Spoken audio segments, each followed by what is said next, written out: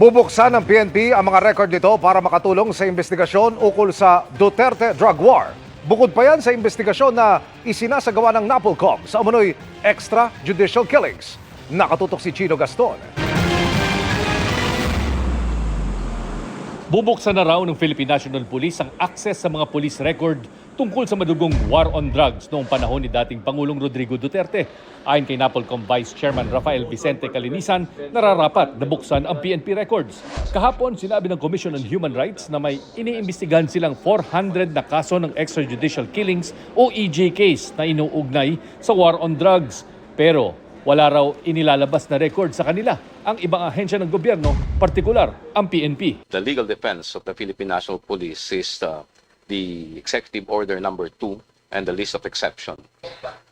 Executive Order number 2 is the Freedom of Information order issued by then President Duterte, and there are list of exceptions which include police investigations as confidential.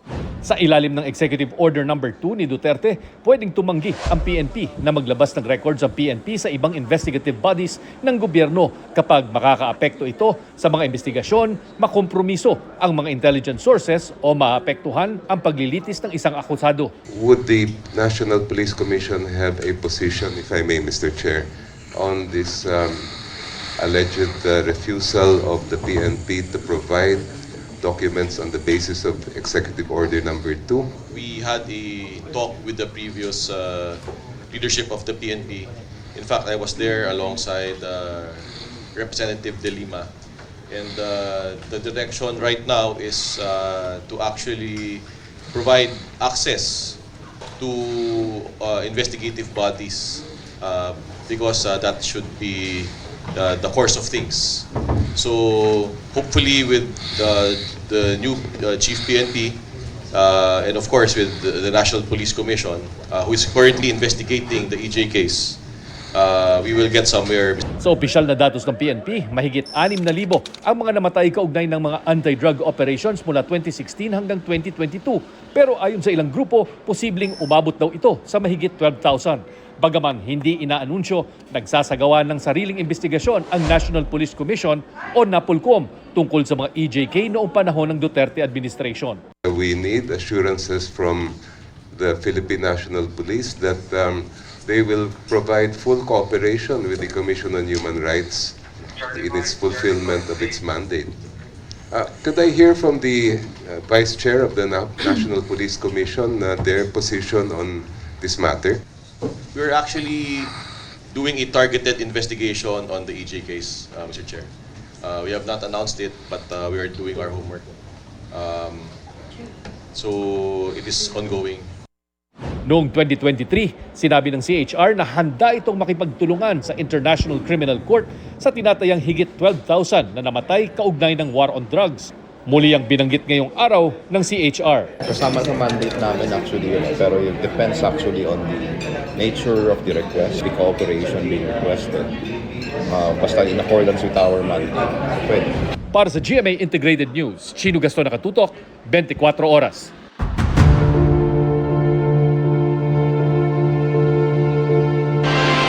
Ipinasilip na ng MMDA ang disenyo ng mga cistern o yung imbaka ng tubig na planong ilagay sa ilalim ng UST at sa Camp Aguinaldo bilang pangontra sa baha. Pero nasa anong estado na ba sila ng pagpapaalam sa universidad? Nakatutok si Joseph Morong. Wala pang isang oras ang ulan sa Maynila noong Biyernes pero lubog na agad sa baha ang maraming kalsada sa Maynila. Ayon sa MMDA, gumana naman ang 3 pumping station sa Maynila pero di kinaya ang pinagsamang epekto ng high tide at ulan. Yung natural conveyance ng tubig doon sa area papunta po ng Manila Bay ay naharangan po ng mataas na tubig sa Manila Bay. Kaya ang balak ngayon ng MMDA magpagawa ng mga cistern ng imbaka ng tubig tulad ng sa BGC. Pinaplano yan sa hanggang 10 metrong lalim ng UST grounds sa Maynila kung saan maaari mag-imbak ng tubig na kayang pumuno sa 30 Olympic size na swimming pool.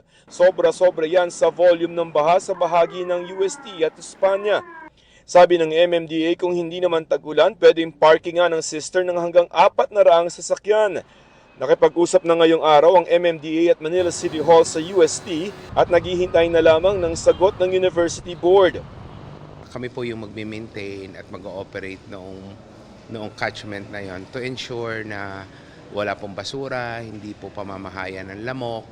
At ganoon din po, dahil po ito ay heritage or conservation site, i-assure po namin ang UST na ibabalik po namin yung kanilang field. Kung hindi man sa dati ay sa mas maganda pong state. Tinatayang 5 mga cistern o imbakan ng mga tubig ang itatayo sa buong Metro Manila at posibleng mauna na ngayong taon yung cistern na itatayo sa may Camp Aguinaldo.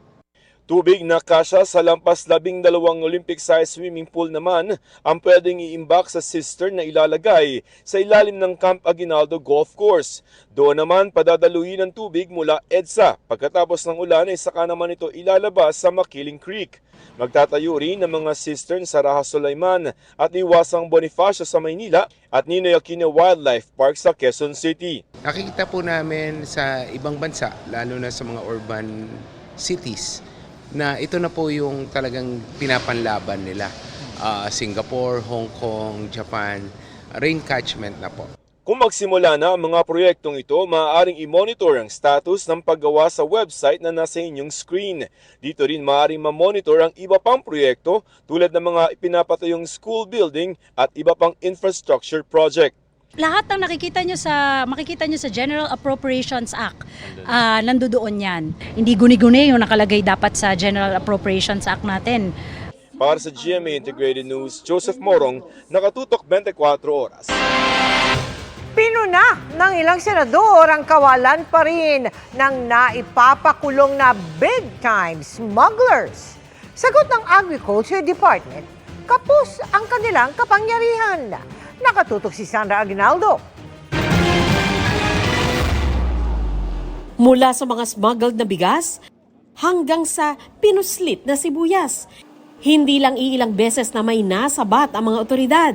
Pero puna ng ilang senador sa isang pagdinig kanina, wala namang smuggler na napaparusahan.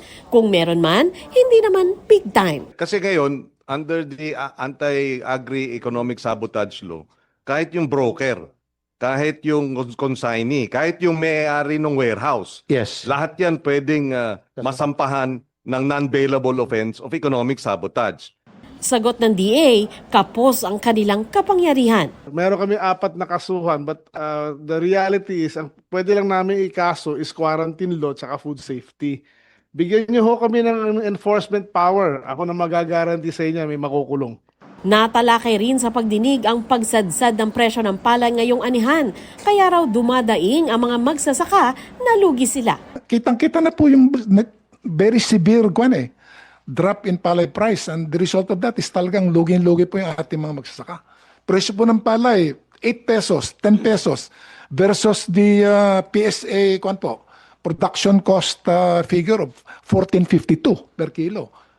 Sino pong mabubuhay na magsasaka kung ganyan po ang takbo po ng presyo? Pero ayon sa grupong Federation of Free Farmers, magandang hakbang sana ang importation ban na iniutos ng Pangulo, pero huli na ito.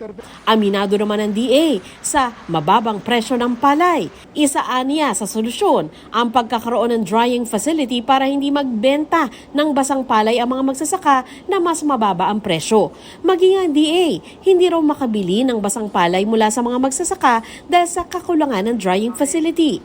Pero may budget na raw sila para dito at kasalukuyan ng inaaksyonan. We were given 5 billion pesos in 2024 budget for fixing the warehouses namin para malagyan namin dryers and silo. Basically, by next year, mako-complete itong construction nito. So then we can, in selected areas, pwede nang bumili ang NFA ng wet. So, but we need a lot more. Para sa GMA Integrated News, Sandra Aguinaldo, nakatutok 24 oras. On fire sa dance floor si Glyza De Castro pero literally on fire din siya bilang Ashti Perena matapos mabawi ang brilyante ng apoy. At di lang hinangaan ng netizen ang transformation, tila nag-celebrate pa sila dahil mas naging exciting ang Encantadia Chronicles Sangre. Makichika kay Athene Imperial.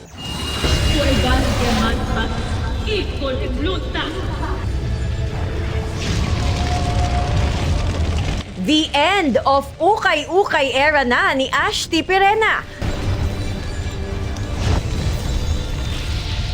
Nabawi na kasi niya ang brilyante ng apoy, kaya she's back to her OG fierce Hara look. Nagbubunyi ang netizen sa achievement na ito ni Perena na lubos namang ikinatuwa ni Glyza. Kasama nila akong nagdiriwang sa pagbawi ng brilyante ni Perena. Nakakataba ng puso na makita silang pinapanood nila mismo sa TV or sa live stream. And then, naririnig ko yung reaction nila, nakikita ko yung reaction nila. Para sila nanonood ng Miss Universe. Matapos sumakses sa pagbabalik ng brilyante, madadala na kaya niya si Tera sa Encantadia? Abangan nyo rin kung paano gagabayan ni Ashti ang kanyang hadiah at ang mga bagong tagapangalaga. Kumusta naman kaya ang off-cam relationship niya sa kinamumuhian ng karakter niyang si Perena na Minayave Warriors? Magkakasundo po kaming lahat. Si Bianca Manalo bilang Olgana, tinitimplahan ko pa ng kape.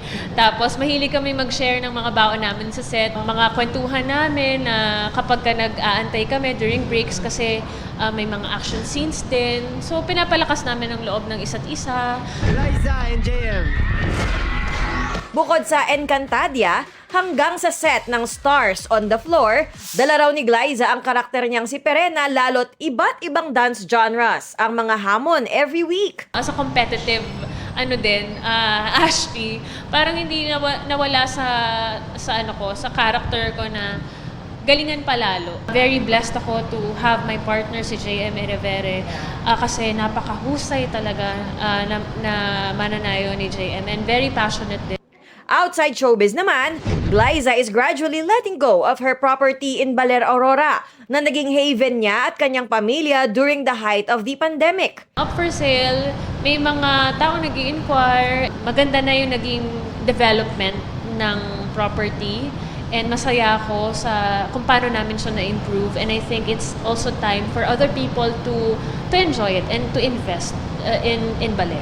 But her heart still belongs to Aurora Province, kaya naman ang reinvestment malapit lang siya sa Baler, sa beach.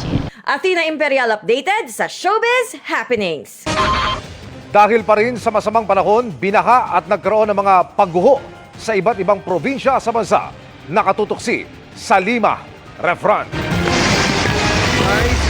Nagmisto lang ilog. Ito yung aming likod lang. Ito yung likod lang ng aming babuyan. Walang tigil ang ragasa ng kulay putik na baha sa barangay Haybanga sa Lobo, Batangas nitong Lunes ng hapon. Halos lamunin na rin ng tubig ang mga kalsada. Ang matinding pagbaha resulta ng pag-apaw ng ilog dahil sa pagbuhos ng malakas na ulan. Nalubog din sa baha ang ilang bahagi ng Purok 3 Tiwi sa Kapalonga, Camarines Norte. Sa Calayan, Cagayan, bumuhos ang malakas na ulan na sinabayan pa ng pabugsong-bugsong hangin. Nabanot naman ang putik at mga bato ang kalsadang ito sa bayan ng Uyugan sa Batanes matapos magka-mud flow. May mga nagbagsakan ding bato na humambalang sa kalsada sa bayan ng Mahataw.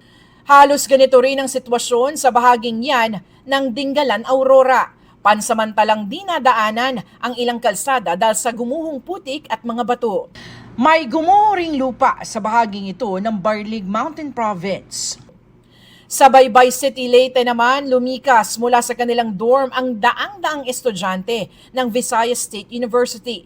Pinasok kasi ng baha ang kanilang paaralan kagabi. May mga dormitories po kasi ma'am na malapit sa bundok, tapos since malakas yung ulan, yung kumbaga yung collected water po is umabot na po doon sa tinutuluyan ng ating mga estudyante.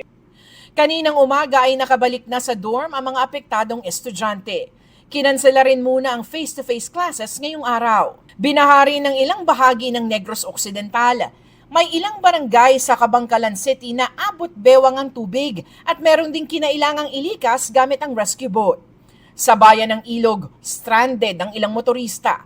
Pansamantala ring isinara ang kalsadang ito sa Sipalay City dahil sa pagguho. Nagmistulang malawak na ilog naman ang paligid ng Barangay Tapian sa Dato Odin Sensuat, Maguindanao del Norte.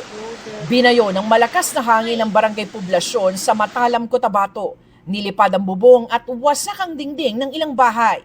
Ayon sa Pag-asa, ang masamang panahon sa iba't ibang panig ng bansa ay dulot ng low pressure area at habagat. Para sa GMA Integrated News, Salima Refran, nakatutok, 24 oras. Nasampulan ang mga sasakyan ng ilang tauhan ng DPWH sa operasyon kontra sagabal sa kalsada ng MMDA at mga tauhan ng Manila City Hall. Nakatutok si Oscar Oida. Kasanggana ng MMDA ang Manila Traffic and Parking Bureau o MTPB nang mag-operate sa mga sagabal sa kalsada sa Baseco Port area sa Maynila. We are very welcoming when it comes to mga collaboration with the LGU. It should start also from the local arena.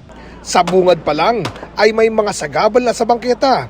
Pinagkukumpiska nila ang anumang gamit na kanilang madaanan tulad ng mga upuan, mesa at iba pa. Tinikita naman ang mga sasakyang nakaparada ng alanganin, pati dambuhalang trailer truck na hatak. Yung mga naka-double park, yung mga truck, doon sila nagpapahinga, doon sila katwiran nila, wala daw pumapasok nag-ooperate, araw-araw no-operate na. Ilang beses na kami ng ganyan, lagi namin nuhuli. Ang bangketa, pinondohan po ito ng gobyerno para lakaran ng taong bayan.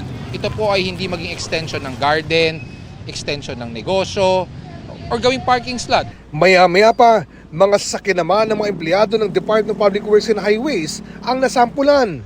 Natikitan yung mga may driver, pero yung mga unattended, pinaghahatak. Walang lusot din ang ilang motorsiklo na ginawa ng paradahan ang mga bangketa. Wala po kasi mga parkingan dyan po sa loob. Sa may residential area naman ng Baseco Compound, di rin nakaligtas ang iba pang mga sagabal sa bangketa, tulad ng repair shop na ito na umabot na sa kalsada ang kanilang talyer. Marami pang natikitan at nato sa lugar. Maging ang sasakyang ito na may plaka pa man ding 8. Tayong mga nasa gobyerno to set an example. So definitely bilang tayo ang nasa posisyon, bilang government, we are in public's eye. So there's accountability. Sa bahagi ng Chino Roces Avenue Extension na nasa Taguig, di pa rin naaalis ang police outpost na nasa mismong bangketa. Una lang sinabi ng Taguig Police na deactivated na ito at di na nila ginagamit. Pero walaan nila sila sa posisyon na ipag-iba ito dahil sa pagkakaalam nila ay pinahiram lang sa kanila ito ng barangay. Nariyan pa rin ang mga pumaparada ng alanganin, mapapribado o pampasaherong sasakyan. May mga nagkukumpuni sa bangketa at may nagkakarwa sa gilid ng kalsada. Pagtitiyak ng MMDA, patuloy raw nilang papasadahan ang lugar pero makakaigi raw sana. Oras na para tingnan natin talaga itong mga lugar na ito, kung mga negosyong ito ay they are suitable for these areas. Marami po tayo mga negosyo na kung saan hindi po natin na-foresee or na-forecast na pag ito ay nilagay natin dito, it will obstruct the sidewalk. Pag nilagay natin itong negosyong ito, wala naman tayo magiging working bay for mga talyer. For example, so we have to regulate these problems already. Patuloy naming sinisikap na makuna ng pahayag ang lokal na pamahalaan ng Taguig. Para sa GMA Integrated News, Oscar Oida, nakatutok, 24 oras. Anumang lakas ng pagyanig ng lindol o paghagupit ng bagyo, hinding-hindi matitibag ang pangarap ng mga kabataang patuloy na nagsusumikap sa pag-aaral para sa kanilang mga pangarap. Ganyan ang mga estudyanteng nakilala namin sa Ubay, sa Bohol, na nahandugan ng GMA Kapuso Foundation ng bago at matitibay na mga silid-aralan. Dinadayo ang Bohol dahil sa natatangin nitong mga magagandang tanawin, gaya ng pamosong Chocolate Hills.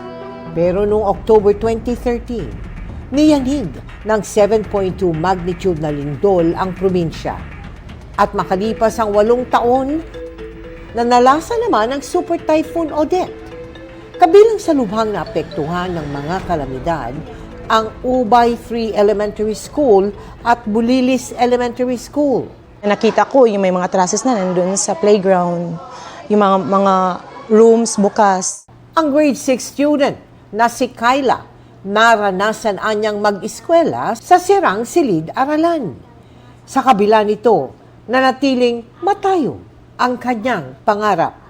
Hindi lang mama na pupuyat-puyat na, tapos habang binabantayan kami, tapos wala man lang kami magawa para sa kanila. Gusto kong ibigay lahat ng makakaya ako. Yun lang naman po talaga yung kayang ibigay ng may hirap ng magulang sa mga anak nila, yung pagpursigihan sila.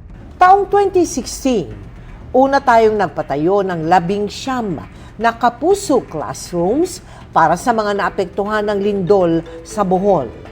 Muling binalikan ng GMA Kapuso Foundation ang bayan ng Ubay para sa groundbreaking ceremony sa Bulilis Elementary School at Ubay 3 Elementary School, kung saan magpapatayo pa tayo ng tig-2 classrooms. Gumagamit din tayo ng tinatawag na LGSF or light gauge steel frames. Ito yung mga framing system kung saan naka-integrate yung ating kisame saka yung ating wall system. Kaya ang mga schools natin, buhos, talagang pinatibay natin to be able to withstand intensity 8 earthquakes. Namahagi rin tayo ng mga gamit pang eskwela at hygiene kits para sa mga mag-aaral. Sa mga nais tumulong, maaari po kayong magdeposito sa aming mga bank account o magpadala sa Cebuana Luwilier. Pwede ring online via GCash, Shopee, Lazada at Globe Rewards.